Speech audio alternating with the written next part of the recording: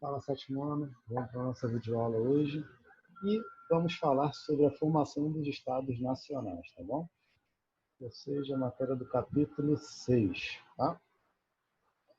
Então, aqui a gente tem o nosso resumo que eu preparei para vocês. Está um pouquinho maior do que o último, tá? Mas já porque esse capítulo é um pouquinho maior também. Então, vamos lá. Galera, antecedente. Vamos falar do que estava acontecendo na Europa até essa formação dos Estados Nacionais.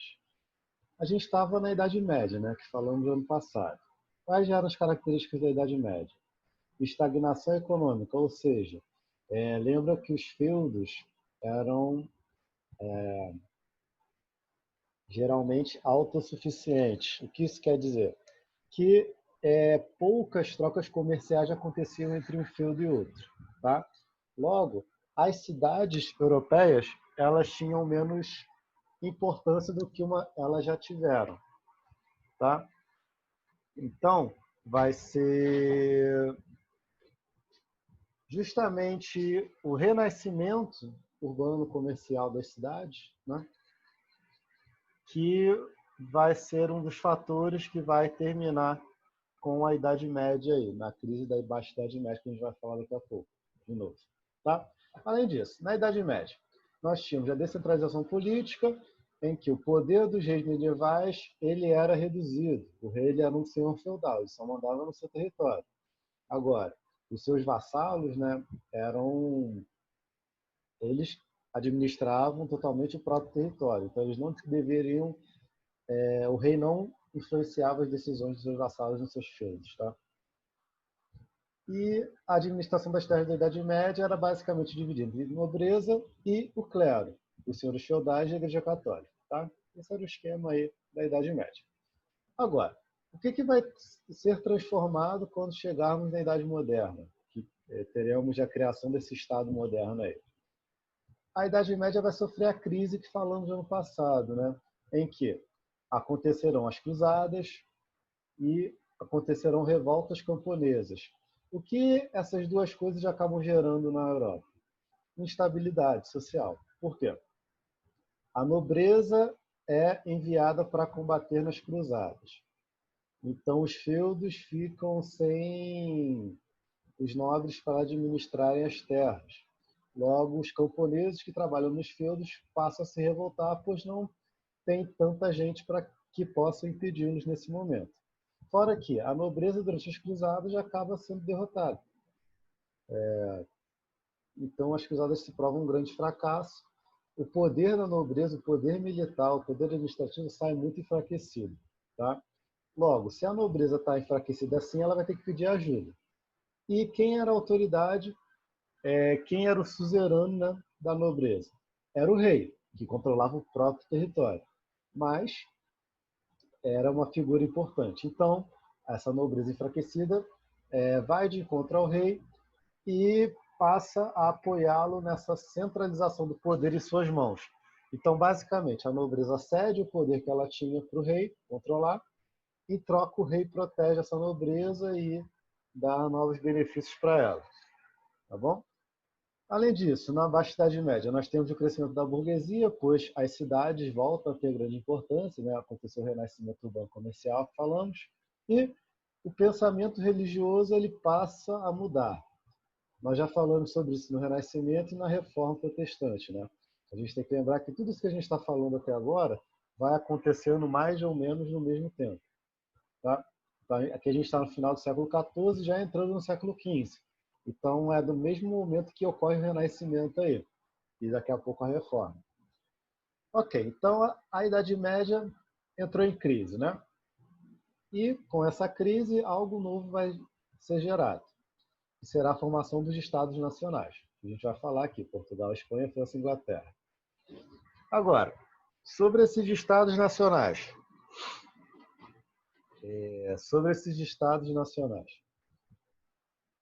Como que eles nascem, né?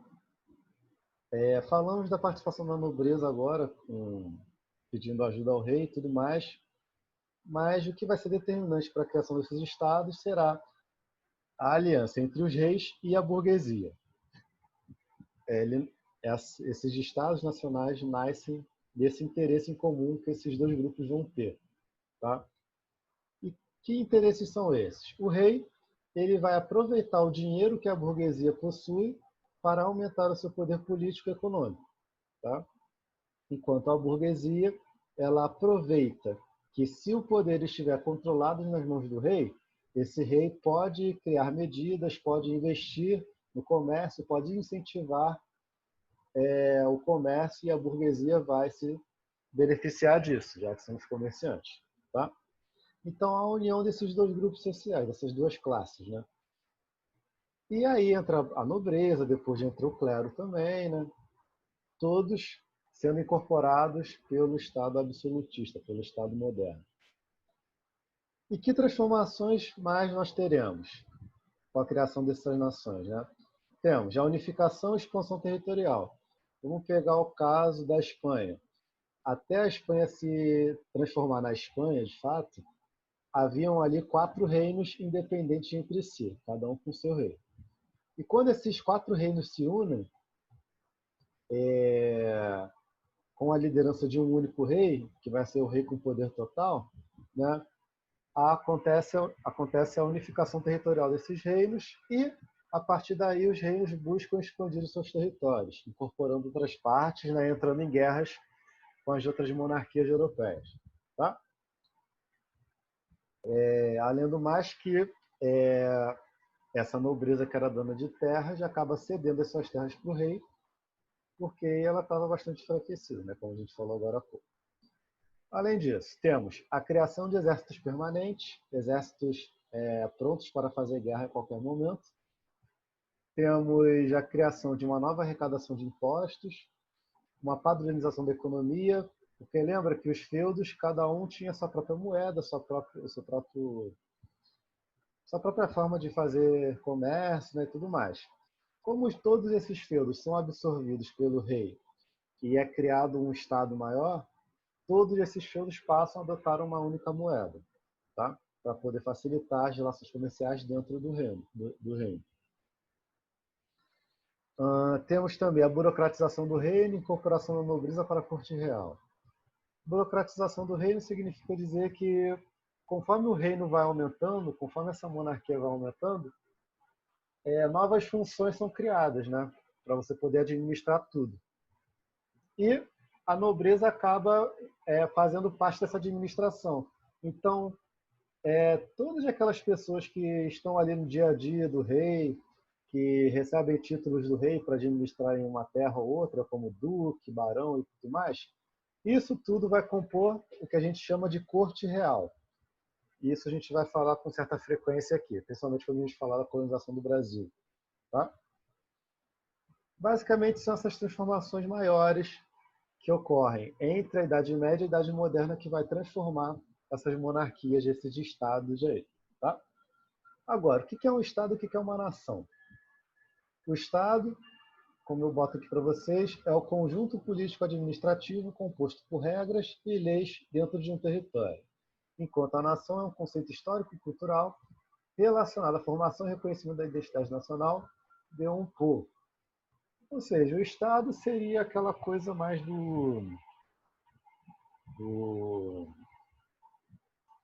posso dizer, é a estrutura política que governa ali, né? Quem tem o poder, como esse poder é dividido e tudo mais.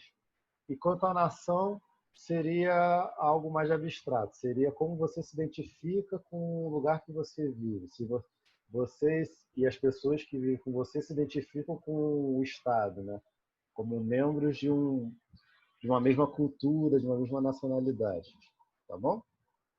Isso a gente vai desenvolvendo mais quando a gente fazer os exercícios. Tá? E aqui no 4, o absolutismo e suas características. Todas essas transformações que eu falei aqui no número 2, elas geram o Estado absolutista. O que é o Estado absolutista? É o regime político, regime de governo em que há a concentração de poder nas mãos de um rei. Tá? Então, tudo isso aqui que foi acontecendo da Baixa Idade Média até a Idade Moderna vai levando ao rei concentrar o poder em suas mãos. O que isso significa na prática? Que é o rei que vai interferir na economia, ele que vai definir o que vai ser desenvolvido na economia da sua nação, Ele que vai controlar as terras, todas as terras do reino são do rei. Ele pode doar as terras para membros da sua corte, administrar. Mas se ele mudar de ideia, ele pega de volta. Então ele tem o monopólio do poder, ele é que manda, né? Ninguém mais. Temos também perseguição religiosa. A gente falou isso no caso da Reforma Protestante, né? Cada monarquia tem a sua religião oficial. Nesse momento, quase todas são católicas. Mas com a Reforma Protestante isso vai começar a mudar. A Inglaterra vira anglicana, os reinos germânicos viram luteranos, né? Só Portugal, Espanha e a França também que continuam católicos. A França também vai sofrer umas alterações aí depois. Temos também a falta de liberdade de expressão, já que a vontade do rei é a vontade que deve ser obedecida. Qualquer um que pense diferente será perseguido pelo rei, desde a tortura, masmorras, prisões, enforcamentos e por aí vai. Tá? Entre outras características que a gente vai falando no passar das nossas aulas. E lembrando, essa intervenção na economia ela recebe o nome de mercantilismo, que é uma prática econômica característica dos estados modernos, tá? Dos estados nacionais modernos. E a gente vai falar disso no próximo capítulo. Agora, analisando os estados em si, né? Temos os casos de Portugal e Espanha e os casos de França e Inglaterra, que estão conectados, né? Como que esses estados absolutistas nascem no caso da Espanha e Portugal? Elas estão relacionadas às guerras de reconquista, que são as guerras que essas duas regiões acabam travando para expulsar os árabes, os muçulmanos que habitavam a Península Ibérica. Lembra que lá em islamismo a gente falou que os árabes eles saem do Oriente Médio, passam pelo norte da África e chegam até a região de Portugal e Espanha e dominam aquela região durante vários séculos. Tá? Só que, conforme essas guerras de reconquista vão acontecendo, aqueles territórios já acabam expulsando os árabes, já acabam expulsando os muçulmanos e ficando independentes, né? Vamos ver o caso de Portugal. O caso português ele se inicia em 1139 e 1140, já ainda na Idade Média, em que Dom Afonso Henriques ele acaba expulsando os muçulmanos do seu território, tá? E esse território que ele acaba expulsando, na verdade, era um território da França. Portugal, né? Condado portucalense, só que a França dominava aquilo ali. Só que como os muçulmanos estavam dominando e a França não tirava, esse dom ele acaba expulsando os muçulmanos e ficando independente. E assim inicia-se a dinastia de Bragança. Então, a família Bragança vai ser a primeira dinastia de reis aí que vai dominar, que vai governar Portugal. Se a gente avançar 2 séculos, a gente chega na Revolução de Avis, 1383 e 85. Dom Fernando foi o último rei da dinastia de Bragança. E quando ele morre, ele não tem herdeiros. Não tendo herdeiros, gera uma crise na sucessão. E o que acaba acontecendo? A população portuguesa deseja que Dom João, meu irmão de Dom Fernando, assuma o trono. E como ele não estava planejado assumir, acaba gerando um conflito interno em Portugal, mas no final Dom João de Avis consegue assumir e inicia-se a segunda dinastia. Tá? E nesse momento aqui, desde a independência de Portugal, o absolutismo começa a ser desenvolvido. Ele só é fortalecido e consolidado mesmo com a Revolução de Avis. E aí ele fica estabilizado. Tá? E no caso da Espanha, a gente considera em 1492 como o ano principal, o ano fundamental, porque é nesse ano que os últimos muçulmanos acabam sendo expulsos do território da Espanha. Tá? No caso, a Espanha, ela, 2 décadas antes, já havia se unificado. Haviam lá 4 reinos: o reino de Leão, reino de Castela, reino de Aragão e reino de Navarra. E esses 4 reinos eram independentes entre si. E em 1469 eles já acabam se unindo através do casamento de Isabel de Castela e Fernando de Aragão. esse casamento unifica esses dois reinos e, alguns anos depois, os outros dois reinos são absorvidos também. Tá? Em 1478, a Espanha cria a Inquisição, que é uma espécie de tribunal católico em que lá serão julgados tanto os muçulmanos condenados, né, presos, nesse processo de expulsão, como os cristãos novos, que são judeus que se converteram ao cristianismo para não serem perseguidos religiosamente, por causa da sua religião. Tá? A gente até fala que, no caso da Espanha, a unificação do território aconteceu pela fé, já que essas 4 nações eram católicas e, uma vez que elas se uniram, elas foram perseguir dentro do território todos aqueles que não fossem católicos, como os muçulmanos e os judeus. Tá? Em todo caso, a unificação acontece nesse momento aqui. E o absolutismo se desenvolve a partir daí. Tá? Uma coisa importante da gente falar é que não existe um ano-chave que a gente diga, o absolutismo ele nasceu aqui. É sempre um processo histórico. Então, características absolutistas vão nascendo, vão se desenvolvendo com o passar dos anos. Tá? Por isso que a gente tem várias datas aqui. Aqui é a data da independência, aqui é a data em que as coisas se consolidam, aqui é quando eles expulsam os muçulmanos, aqui é quando há o casamento e por aí vai. Tá? Dito isso, vamos analisar o caso da França e da Inglaterra. As duas nações travaram a Guerra dos 100 Anos, que foi uma guerra que durou de 1337 até 1453. Tá? E essa era uma guerra que refletiu uma disputa entre de uma região da França. Os ingleses reivindicavam uma região da França, e em determinados momentos da guerra também reivindicavam a coroa francesa. Aí é um problema de dinastia, tá? Uma crise da sucessão francesa lá da monarquia, isso a gente não vai trabalhar agora, tá? Mas basicamente foi uma disputa que durou bastante tempo. Claro, não foram 100 anos exatos e nem foram 100 anos diretos. Por quê? Em vários momentos da guerra, as duas nações tiveram que parar o conflito por causa da peste negra, por causa de revoltas internas e por aí vai. Então o conflito ele ia, parava por um tempo e voltava a acontecer. Tá? No final das contas, a França ganhou esse conflito e manteve seu território, manteve a sua dinastia no poder e tudo mais. E era a Casa de Valois, a dinastia de Valois. Tá?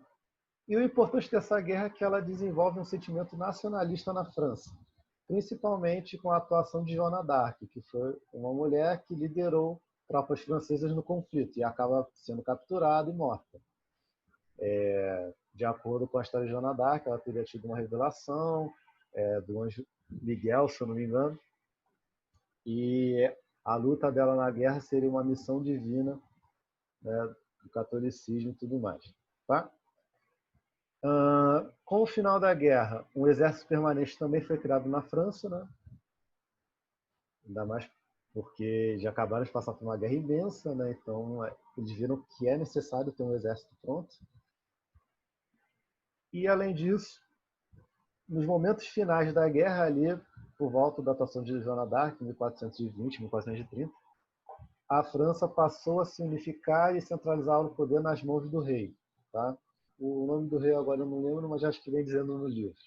Então, durante a guerra que o absolutismo na França ele passa a se consolidar. No caso da Inglaterra é um pouquinho diferente, apesar da Inglaterra também ter participado da Guerra dos 100 Anos. Como aconteceu lá? Durante o reinado de Henrique II, nessa época aqui, ocorreu a centralização do poder na região, né, na ilha, né, com o reino da Inglaterra. A Inglaterra até então estava em conflitos com povos estrangeiros que tentaram dominar a região. E, algumas décadas depois, com esse reino estabelecido, foi criada a Magna Carta, em 1215, que limitava, ou seja, reduzia o poder real. E alguns anos depois foi criado o Parlamento Inglês, que era dividido entre a Câmara dos Lordes e a Câmara dos Comuns. Tá? Vem dizendo aí na página 132. O que significa isso aqui? Que o reino se consolidou, mas o rei não tinha tanto poder como no absolutismo. Então, vê que na Inglaterra é meio que o contrário que acontece. O poder do rei é limitado primeiro. Só que passam-se 2 séculos e chegamos na Guerra das Duas Rosas, em que 2 casas reais da Inglaterra, 2 casas nobres, entram em conflito entre si para definir quem iria assumir o trono, quem sucederia na monarquia. No final das contas, as 2 casas se unem e Henrique VII, que participa da guerra, ele acaba assumindo o trono na Inglaterra. E a partir do Henrique VII, o pai do Henrique VIII, que a gente já falou, o absolutismo inglês ele se desenvolve. A Magna Carta continua existindo, ainda existe o parlamento e tudo mais. Mas como a dinastia Tudor vai crescendo, Henrique VIII, Maria Tudor, Elizabeth, tudo que vai, eles já acabam centralizando o poder nas suas próprias mãos, tanto que Henrique VIII ele cria a própria igreja, tá? E isso só vai mudar com as revoluções inglesas que a gente vai falar no que vem, que acontece após a dinastia Tudor. Então lá era poder limitado, aí veio o absolutismo, aí limitou o poder de novo, basicamente. Para a gente fechar, o absolutismo ele tem vários pensadores, tá? Que defendem um regime, que falam como ele deveria funcionar e tudo mais. Os 3 mais importantes para a gente são esses aqui: o Nicolau Maquiavel, o Thomas Hobbes e o Jacques Rousseau. O Maquiavel é aquele cara da frase, os fins justificam os meios. E no caso ele defendia o seguinte, que o rei absolutista ele tem peraí, no caso o rei absolutista ele tem o direito, né, de governar da maneira que ele bem entender, se as suas decisões tiverem como objetivo o desenvolvimento do seu reino. Então, ele tem liberdade, ele teria liberdade para ser autoritário quando tivesse que ser, para ser benevolente quando tivesse que ser, e por aí vai. Tá? Então, é isso que ele fala, com os fins justificam os meios.